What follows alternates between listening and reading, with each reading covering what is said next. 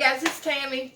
Well, today I've got a very good recipe for you guys today. It's smoked macaroni and cheese, and I really know that you'll like it. It's just to die for, in my opinion.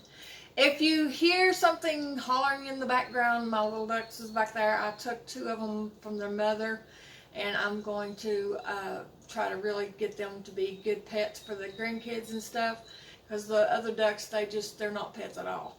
And so if you hear that in the background, you'll know that's what it is. Anyway, let's get on with this recipe. Alright guys, I'm actually cutting this recipe in half. I'm afraid I'll mess up and say the wrong thing, so I'm going to say it as I'm doing it in the half, because I'm sure I'll probably mess up. And I don't want to do that to confuse you. So if you're making this for a big dinner, I'm just making it for me and my husband, so therefore I'm just making enough for 2.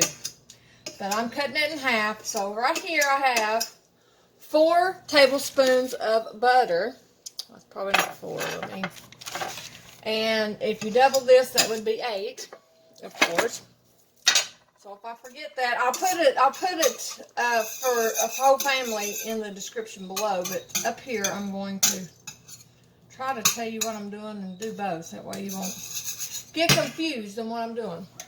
I'm going to let that set there for a few minutes and get melted down. And I'm going to add to this 2 tablespoons, which would be 4 if you're making this for a whole family, of flour. Just plain all-purpose flour.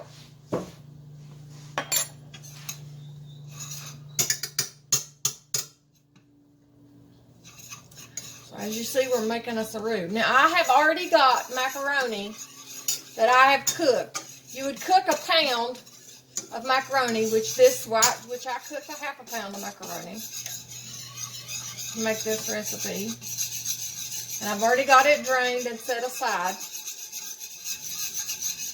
You want to cook your roux a little bit on like a medium heat, just to cook that flour down a tad. Get the flour taste out of it. You wouldn't make it colored like you would if you were making a gravy. This is just a simple roux. Now to this, I'm going to add, I'm adding 1.5 cups of milk, but you will be adding 3 cups if you make the whole recipe. So that's about where I want it. Now, add my milk.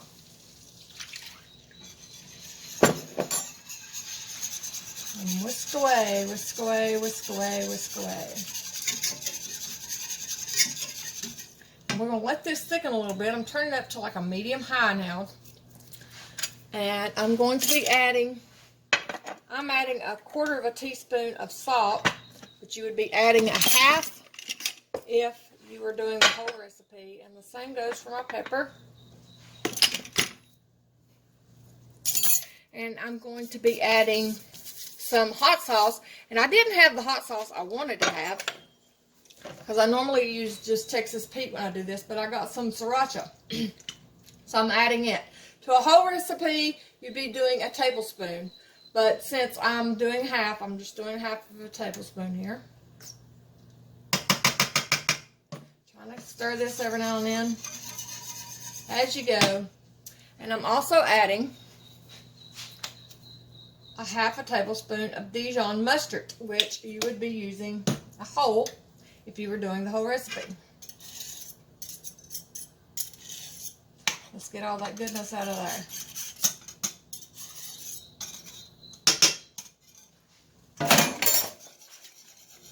Continuing with my roux here. Keep it stirred, because you don't want it to stick. And if you want to, you can go ahead and just do the roux, thicken the roux before you add these ingredients, if you're afraid that your roux will stick on the bottom. The main thing with roux is just to keep stirring it for the most part. Depending on how high your heat is, too, is how, quick you need to keep stirring it. We'll let this thicken up nicely. And I'll go ahead and tell you what we're going to be adding. I'm adding 1/2 which is 4 ounces, of cream cheese, and 2 cups of cheese of your preference, which this would be a whole thing of cream cheese if you were doing the whole one, and you would be doing 4 if you were doing the whole one with that cheese. Now, I use whatever cheese I've got handy. You can use a mix of cheese, mozzarella. I like using a Mexican mix. That's a good one. All right, this roux is about to get where we want it. It's not going to get as thick as a gravy would just because we didn't add as much flour as you would for that. Just about, though. And I'm starting to smell, you can really smell that hot sauce and that Dijon in this. Turning that down on really low. Actually, I can actually turn it off. It's where I want it. I'm going to add my cream cheese. You can even take that off the eye if you feel like it's getting too far for you, just as long as it's hot enough still to be able to melt down. And you can chop this up so that it melts down a little quicker for you.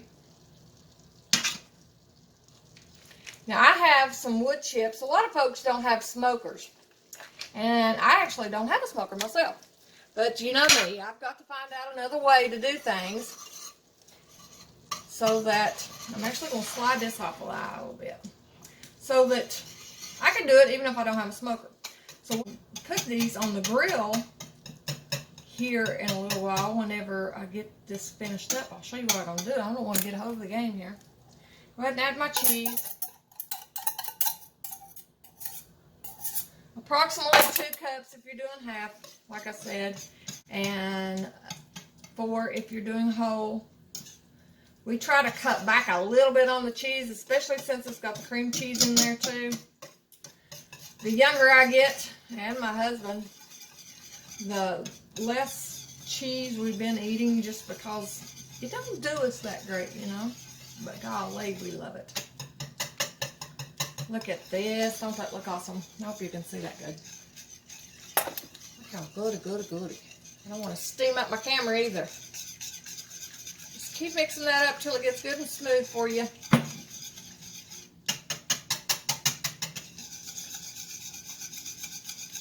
And I'm going to get my bowl ready. Alright guys, there's my macaroni that I've got already ready to put in here. I'm going to add this to this.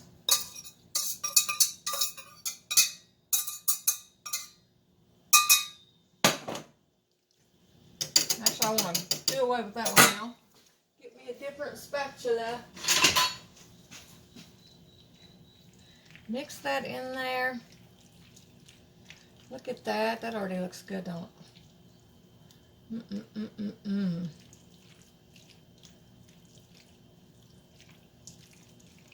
Doesn't that look amazing? You know what I've thought about adding to this, and I haven't never done it.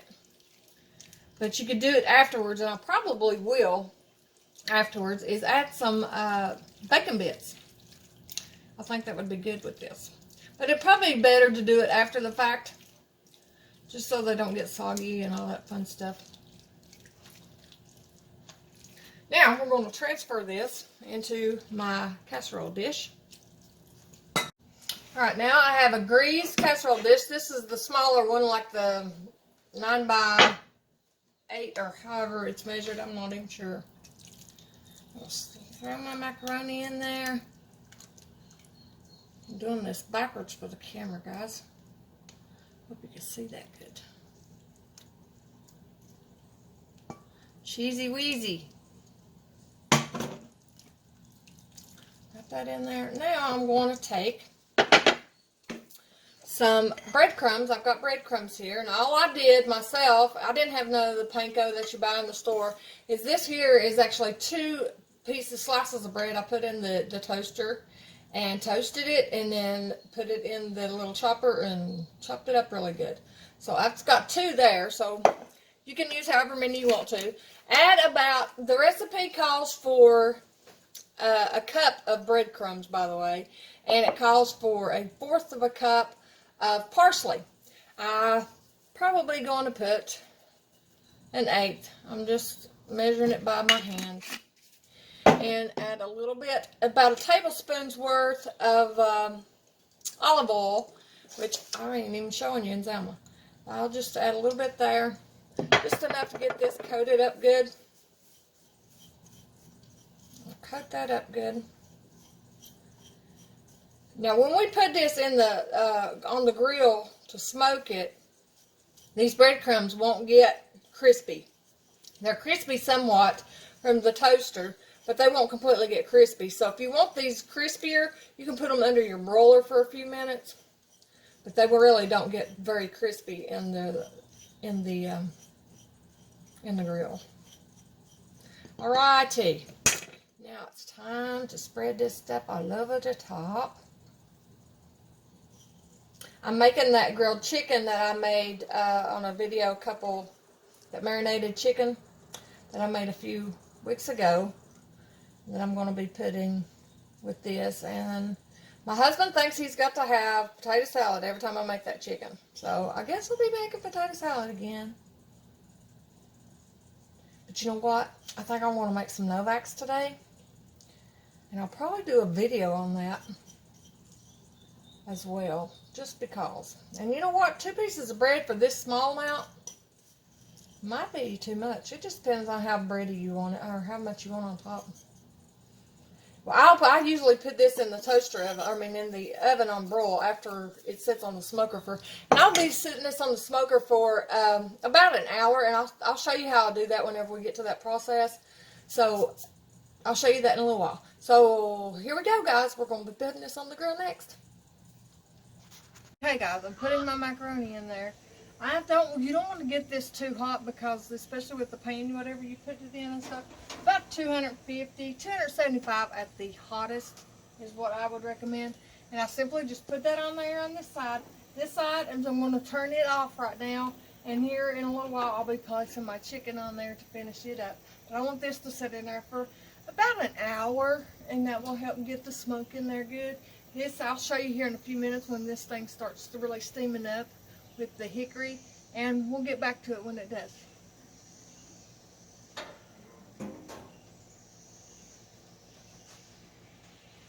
Guys, I realized I never did even show you my smoke thing.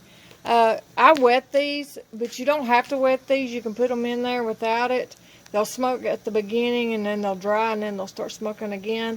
I already grilled my chicken, as you see, and I just put it back in there to get the smoke going on it. I got me a pan of water in there, because if you ain't careful, you can get your chicken too dry doing this, what I'm doing here. And there's my good old mac. Watch it bubble down there. Can you see that?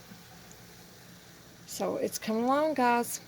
It's coming along. Be careful when you do this too, because that is, dried wood, and the drier it gets, the more it can burn. So be careful. That's why you don't need to get your temperature really above 250, guys. So it's about time to eat.